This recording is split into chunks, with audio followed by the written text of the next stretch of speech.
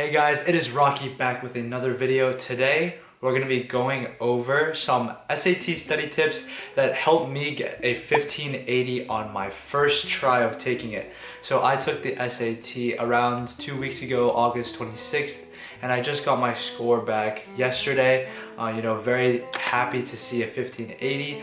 I decided that I would share some strategies and tips that helped me get this score so that you guys can all benefit from it as well.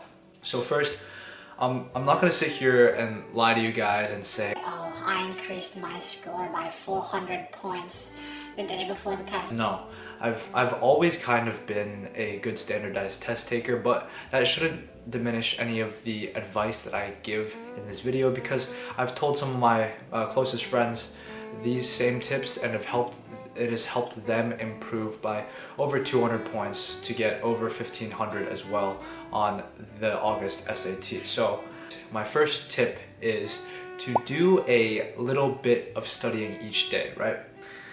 It's literally a proven scientific fact that if you study and go back to your material more often, you're going to remember it better as opposed to studying for a lot in one day. For me, what I did was the first 2 months, so I started studying for the August SAT in June. So for the first 2 months, so I did 30 minutes to an hour each day, which you can easily fit in the summer.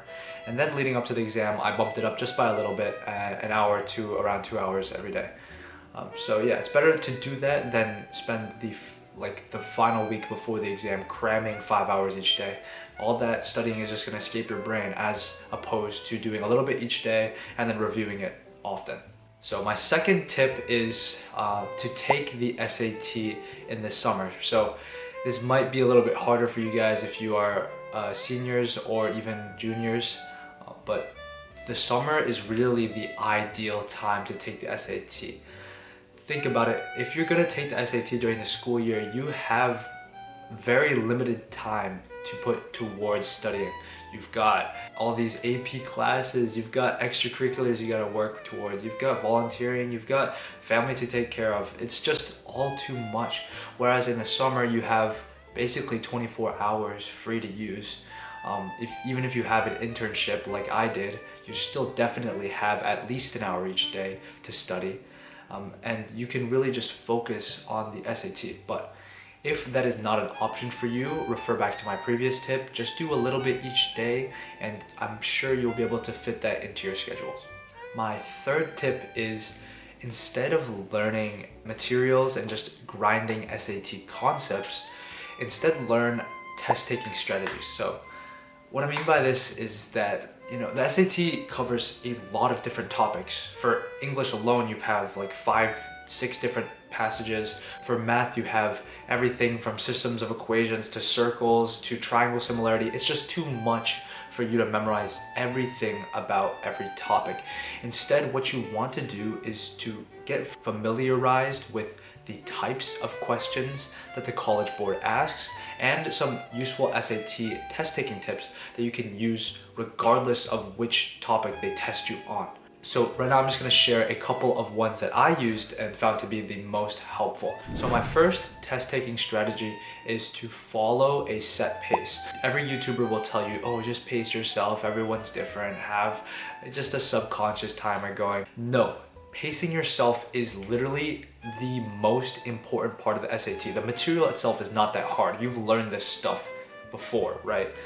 But the only hard part is pacing yourself so you can get through all the questions so you don't get question fatigue. So I'll tell you exactly what my set pacing was, but it's going to be a little bit different based on what your strengths and weaknesses are.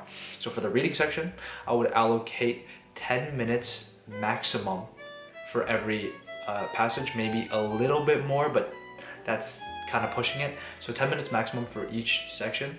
Then take hardest sections, add 2 minutes onto it, and then in the end you have 10 to 15 minutes of review.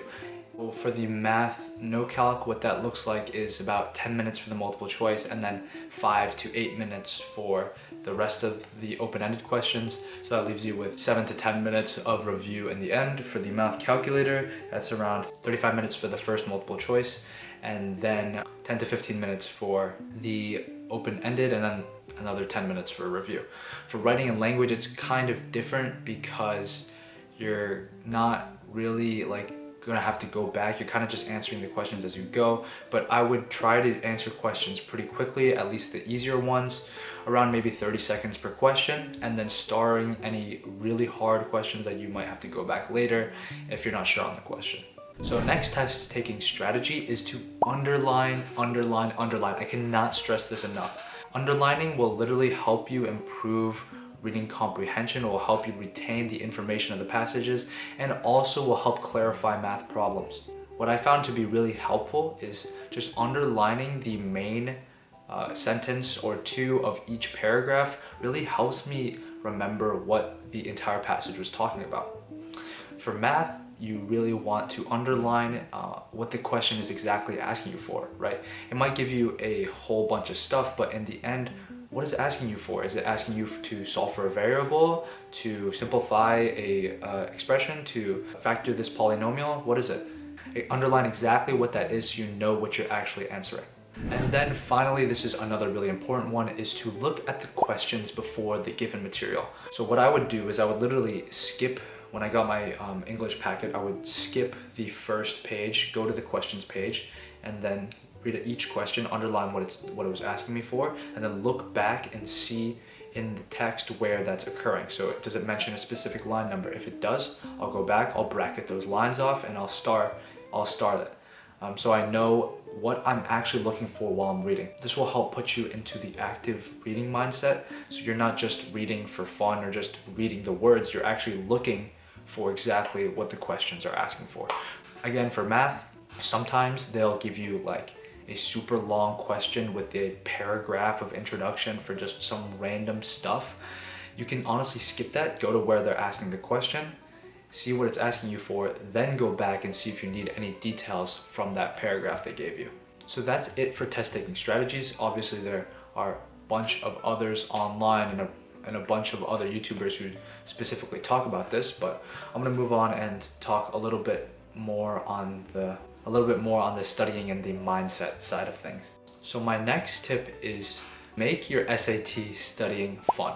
If you're having fun with studying, you're just going to be wanting to do it more, and it's going to keep you more disciplined. So how this actually looks in practice is through a couple of ways. You don't need to be slaving away at your desk for like 5 hours each day, like I said. Instead, what you can do is go on adventures for your studying. Like, take yourself out to a coffee shop and get a coffee and then do your studying there. That's like a new adventure. Or you can go to the library where you have a new environment that gets you a little bit more motivated. Also, if you're that kind of person and you do work well with groups, study with your friends. You guys can talk through the questions and have fun while you're doing it. Also, you can try to romanticize your studying. That makes it infinitely more enjoyable. Imagine you're like some top student in this TV show and you're grinding for your exam. That just gets you so much more motivated, and that helped me stay on track. Just because it made me feel like what I was studying for was super important and that I needed to do it.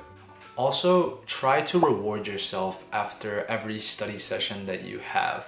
This will just reinforce the good studying behavior. It'll make your brain think that, oh, if I study, I'll get another reward. After you've done a long day of studying, just chill, go on your phone, talk to your friends, maybe get some of your favorite food, get an ice cream, whatever it is that you like and whatever it is that can help you relax.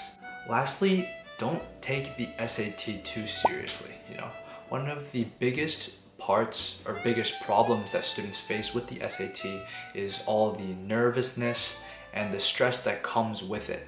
That's understandable. This is a really big test and arguably one of the biggest ones that a high school student ever takes. But instead of taking it so seriously, kind of treat it like a game, right? Think about what happens if you do badly on your SAT. You can always just retake. And worst possible case, you just go with test optional. There's plenty of kids who go to amazing schools test optional, and the SAT is not something that will define you. Furthermore, even if you do go test optional or you don't get the score that you like, you've still learned so much throughout this. You've built amazing soft skills like your work ethic, You've reviewed concepts, math and English concepts that you need for any class, and you've learned test-taking strategies that you can use for your midterms, your APs, and even your tests in college. If you guys have made it this far, you deserve a reward, so I'm gonna give you guys one last secret tip. Leading up to the test, I would say 3 days before, take a brain break. You've studied enough, so what is the extra 2 days of studying going to do for you? Pretty much nothing. You already know the concepts, you know the strategies. So 3 days before the test, just don't touch the books. Literally don't think about the SAT at all, provided that you do 1 hour of review maybe the night before. So what this is going to do, it's going to clear your mind, right? It's going to get rid of any testing fatigue or studying fatigue that you had from before, and it's just going to put you in a calmer state of mind before you go into the real test.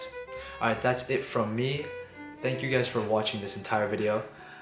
If you guys want any more educational content like this in the future, make sure to comment and subscribe. I'll maybe go over AP test taking strategies or how to maintain a good GPA in high school.